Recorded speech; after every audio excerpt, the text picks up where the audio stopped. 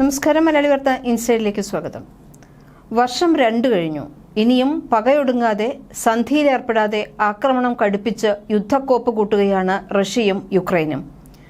രാജ്യത്തിന്റെ സുരക്ഷ വർദ്ധിപ്പിക്കാൻ എന്നവണ്ണം ആണവായുധ നയങ്ങളിലടക്കം റഷ്യ മാറ്റം വരുത്തുകയും ചെയ്തു. എപ്പോൾ വേണമെങ്കിലും ഒരു ആക്രമണം നേരിട്ടേക്കാം. എല്ലാവിധ സജ്ജീകരണങ്ങളും ഒരുക്കി സഖ്യരാജ്യങ്ങളും തയ്യാറെടുത്തു. വരാനിരിക്കുന്നത് മൂന്നാം ലോക മഹായുദ്ധമാണോ എന്ന ചർച്ചകളും സജീവമായി.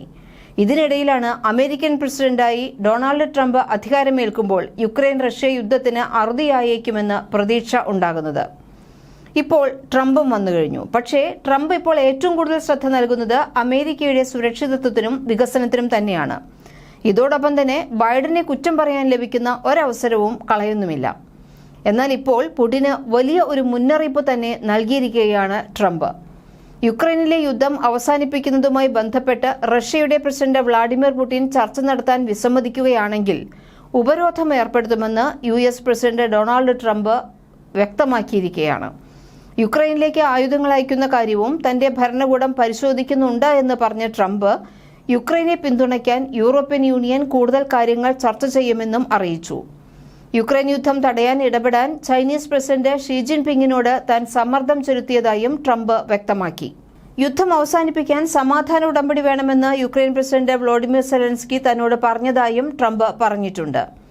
യുക്രൈൻ സംഘർഷം അവസാനിപ്പിക്കുക എന്ന ലക്ഷ്യത്തിനായി റഷ്യൻ പ്രസിഡന്റ് പുടിനുമായി ചർച്ചകളിൽ ഏർപ്പെടാനുള്ള തന്റെ ഉദ്ദേശം ട്രംപ് സൂചിപ്പിച്ചിട്ടുണ്ടെന്നും റഷ്യയും യുക്രൈനും തമ്മിലുള്ള ശത്രുത വർദ്ധിച്ചതിന് പിന്നിൽ ബൈഡൻ ഭരണകൂടത്തിന്റെ നയങ്ങളായിരുന്നുവെന്നുമാണ് സെർജി ലാവ്റോവ് വ്യക്തമാക്കിയത്. അമേരിക്കൻ പ്രസിഡന്റിന്റെ സ്ഥാനാരോഹണത്തിനു മുൻപ് ട്രംപിന് റഷ്യൻ വിദേശകാര്യമന്ത്രി ആശംസകൾ നേർന്നിരുന്നു. റഷ്യയുമായുള്ള ബന്ധം പുനഃസ്ഥാപിക്കണമെന്നും യുക്രൈനെതിരായ പ്രോക്സി സംഘർഷം ഒരു ലോക മഹായുദ്ധമായി വികസിക്കുന്നത് തടയാനുമുള്ള ട്രംപിന്റെ നടപടികളെ റഷ്യ സ്വാഗതം ചെയ്യുന്നുവെന്നും റഷ്യൻ വിദേശകാര്യമന്ത്രി പറഞ്ഞിട്ടുണ്ട്.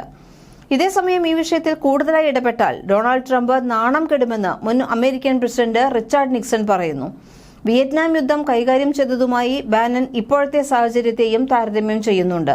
അന്ന് ഇതേപോലെ സർവവും തന്റെ കുടക്കീഴിലാണ് എന്ന് കരുതി വിയറ്റ്നാമിലേക്ക് തിരിച്ച അമേരിക്ക അടിമുടി നാണം കെട്ടായിരുന്നു മടങ്ങിയത്. സൈന്യത്തെയും പടയാളികളെയും മാത്രമല്ല, ലോകത്തിനു മുന്നിൽ അന്ന് വരെ തലക്കനം വെച്ചു പുലർത്തിയിരുന്ന രാജ്യത്തിന്റെ മാനം തന്നെ കപ്പല് കയറിയ കാഴ്ചയായിരുന്നു ലോകം പിന്നെ കണ്ടത്. Communist democratic republic of Vietnam എന്ന ഉത്തര വിയറ്റ്നാമും റിപ്പബ്ലിക് ഓഫ് വിയറ്റ്നാം എന്ന ദക്ഷിണ വിയറ്റ്നാമും തമ്മിൽ നടന്ന ഒരു യുദ്ധമാണ് വിയറ്റ്നാം യുദ്ധം. വിയറ്റ്നാമിന്റെ ആഭ്യന്തര യുദ്ധം എന്നതിലുപരി അമേരിക്ക കമ്മ്യൂണിസ്റ്റ് ശക്തികൾക്കെതിരെ നടത്തിയ ഒരു യുദ്ധമായാണ് പിന്നീടത് മാറിയത്. 1959 മുതൽ 75 വരെയുള്ള കാലയളവിലാണ് ഈ യുദ്ധം നടക്കുന്നത്. തെക്കൻ വിയറ്റ്നാം ആസ്ഥാനമാക്കി പ്രവർത്തിച്ച വിയറ്റ്കോങ് എന്ന കമ്മ്യൂണിസ്റ്റ് സൈന്യം ഈ പ്രദേശത്തെ കമ്മ്യൂണിസ്റ്റ് വിരുദ്ധ ശക്തികളോട് ഗറില്ല മുറയിൽ പോരാടുകയായിരുന്നു. വൻ സൈന്യത്തെ വിന്യസിച്ചുകൊണ്ട് പരമ്പരാഗത രീതിയിലുള്ള യുദ്ധരീതിയാണ് വടക്കൻ വിയറ്റ്നാം സ്വീകരിച്ചത്. ദക്ഷിണ വിയറ്റ്നാം കമ്മ്യൂണിസ്റ്റ് ഭരണത്തിലാകുന്നത് തടയാനാണ് അമേരിക്ക യുദ്ധത്തിൽ പ്രവേശിച്ചത്. 1960കളുടെ ആദ്യഘട്ടത്തിൽ യുദ്ധോപദേശ പദ്ധതിക്കായി ആരംഭിച്ച ഈ ഇടപെടൽ 1965 മുതൽ സൈന്യത്തിന്റെ വിന്യാസത്തോടെ ഒരു പൂർണ്ണ യുദ്ധമായി മാറുകയായിരുന്നു. 1973 ഭൂരിഭാഗം അമേരിക്കൻ സൈന്യവും യുദ്ധത്തിൽ നിന്ന് പിൻവാങ്ങുകയും 1975 കമ്മ്യൂണിസ്റ്റ് ശക്തികൾ ദക്ഷിണ വിയറ്റ്നാമിൽ അധികാരം പിടിച്ചെടുക്കുകയും ചെയ്തു. അധികം വൈകാതെ തന്നെ ഉത്തര ദക്ഷിണ വിയറ്റ്നാമുകൾ ഏകീകരിക്കപ്പെട്ടു. അതുപോലെ തന്നെ യുക്രൈനെ മുൻനിർത്തി റഷ്യയോട് പടവെട്ടാൻ ഇറങ്ങിയാൽ വിയറ്റ്നാമിന്റെ മുന്നിൽ നാണം കെട്ടതുപോലെയാകുമെന്നത് അമേരിക്ക ഓർക്കുന്നത് നല്ലത് തന്നെയാണ് എന്നാണ് മുൻ വൈറ്റ് ഹൌസ് തന്ത്രജ്ഞൻ സ്റ്റീവ് ബാനൻ പറയുന്നത്. യുക്രൈനിനുള്ള സൈനിക സഹായം നിർത്താൻ ട്രംപ് പ്രതിജ്ഞാബദ്ധനായില്ലെങ്കിൽ അത് നല്ലതിലായിരിക്കില്ല കലാശിക്കുക.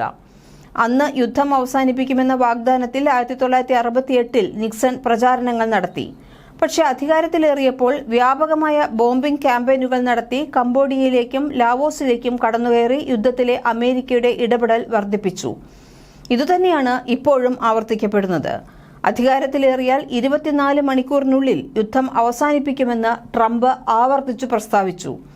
പിന്നീടത് 6 മാസത്തിനകമെന്നായി. എന്നാൽ യുദ്ധം എങ്ങനെ അവസാനിപ്പിക്കുമെന്നതാണെന്നും ട്രംപ് ഇതുവരെ വ്യക്തമാക്കിയിട്ടില്ല. സ്ഥാനാരോഹണ പ്രസംഗത്തിൽ തന്റെ നിലപാട് വ്യക്തമാക്കണമെന്ന് സ്റ്റീവ് ബാനൻ ട്രംപിനോട് ആവശ്യപ്പെട്ടിരുന്നു. സംഘർഷം വേഗത്തിൽ പരിഹരിക്കുമെന്ന ട്രംപിന്റെ വാഗ്ദാനത്തെ റഷ്യ സംശയത്തോടെ തന്നെയാണ് ഇപ്പോൾ കാണുന്നത്. അതിലിനി ട്രംപ് എന്ത് അത്ഭുതമാണ് കാണിക്കുക എന്നതാണ് ഇനി കാണേണ്ടത്. തൽക്കാലം രാജ്യസുരക്ഷയാണ് ട്രംപിന് പ്രധാനം. അതിനായി രാജ്യത്തുടനീളം അയൺ ഡോം മിസൈൽ പ്രതിരോധ കവചം നിർമ്മിച്ച് ആഭ്യന്തര സുരക്ഷ വർദ്ധിപ്പിക്കുമെന്ന് പ്രതിജ്ഞയെടുത്തിരിക്കുകയാണ് American president. Iron dome missile defence ഷീൽഡിന്റെ നിർമ്മാണം ആരംഭിക്കാൻ സൈന്യത്തോട് നിർദ്ദേശിക്കുമെന്നും അദ്ദേഹം അറിയിച്ചു. ട്രംപിന്റെ ആദ്യ 100 ദിവസത്തെ പദ്ധതികളാണ് ഇപ്പോൾ പ്രഖ്യാപനങ്ങളായി പുറത്തു വന്നുകൊണ്ടിരിക്കുന്നത്. അതിലൊന്നാണ് അമേരിക്കയെ സുരക്ഷിതമാക്കാനുള്ള ഈ നടപടി. ലോകശക്തികളിൽ പലരെയും ശത്രുക്കളാക്കി വെച്ചിട്ടാണ് ബൈഡൻ അധികാര പദവി ട്രംപിന് കൈമാറിയിരിക്കുന്നത്. അപ്പോൾ പിന്നെ രാജ്യത്തെ കാക്കാൻ ഇത്തരമൊരു നടപടി അനിവാര്യമാണ് എന്ന് തന്നെയാണ് ട്രംപ് പറയുന്നത്. ഇതേസമയം അമേരിക്കയുടെ പിന്തുണയോടെയാണ് ഇസ്രയേലിൽ അയൺ ഡോം യാഥാർത്ഥ്യമായത് എന്നും ഈ സാഹചര്യത്തിൽ നാം ഓർക്കേണ്ടതുണ്ട്. ഇസ്രയേലിന്റെ റാഫേൽ അഡ്വാൻസ്ഡ് ഡിഫൻസ് സിസ്റ്റംസും ഇസ്രയേൽ എയ്റോസ്പേസ് ഇൻഡസ്ട്രീസും ചേർന്നാണ് യഥാർത്ഥ അയൺ ഡോം വികസിപ്പിച്ചത്. കവചത്തിന് ഏകദേശം 70 കിലോമീറ്റർ ദൂരമുണ്ട്. ദീർഘദൂര ഭീഷണികൾക്കായി ഡേവിഡ് സ്റ്റിംഗ് ആരോ 3 തുടങ്ങിയ സംവിധാനങ്ങൾ ഇസ്രയേൽ ഉപയോഗിക്കുന്നുമുണ്ട്. എന്നാൽ അമേരിക്കയ്ക്കായി ഈ ആശയം എങ്ങനെ നടപ്പിലാക്കുമെന്ന് ട്രംപ് ഇതുവരെ വിശദീകരിച്ചിട്ടില്ല. രാജ്യങ്ങളുടെ ഭൂമിശാസ്ത്രപരമായ സ്ഥാനങ്ങളിലെ വ്യത്യാസങ്ങൾ കണക്കിലെടുത്ത് ഇസ്രയേൽ വികസിപ്പിച്ച അയൺ ഡോം അമേരിക്കയിലേക്ക് കൊണ്ടുവരുന്നതിന്റെ പ്രായോഗികതയെ വിദഗ്ധർ ചോദ്യം ചെയ്യുന്നുണ്ട്. യഥാർത്ഥ അയൺ ഡോം രൂപകൽപ്പന ചെയ്തിരിക്കുന്നത് ഹ്രസ്വദൂര മിസൈലുകളെ തടസ്സപ്പെടുത്തുന്നതിനാണ്. ഇതേസമയം അമേരിക്കയ്ക്ക് പ്രധാന ഭീഷണി ഭൂഖണ്ഡാന്തര ബാലിസ്റ്റിക് മിസൈലുകളിൽ നിന്നാണ് എന്ന് ഇവർ ചൂണ്ടിക്കാട്ടുന്നു. അയൺ ഡോം കൊണ്ടുവരണമെന്ന് പറഞ്ഞതിനു പുറമെ തന്റെ ഭരണത്തിന്റെ ആദ്യ ആഴ്ചകളിൽ ട്രംപ് മറ്റ് നിരവധി വാഗ്ദാനങ്ങൾ കൂടി നൽകിയിട്ടുണ്ട്. ആർട്ടിഫിഷ്യൽ ഇന്റലിജൻസ് പ്രോഗ്രാമുകൾ വർദ്ധിപ്പിക്കുക, ഗവൺമെന്റിൽ കാര്യക്ഷമതയുള്ള ഒരു പുതിയ വകുപ്പ് സൃഷ്ടിക്കുക, ജോൺ എഫ് കെന്നഡിയുടെ കൊലപാതകവുമായി ബന്ധപ്പെട്ട രേഖകൾ പൊതുജനങ്ങൾക്ക് ലഭ്യമാക്കുക തുടങ്ങി നിരവധി പ്രഖ്യാപനങ്ങൾ ഉടൻ ഉണ്ടാകുമെന്നാണ് സൂചനകൾ.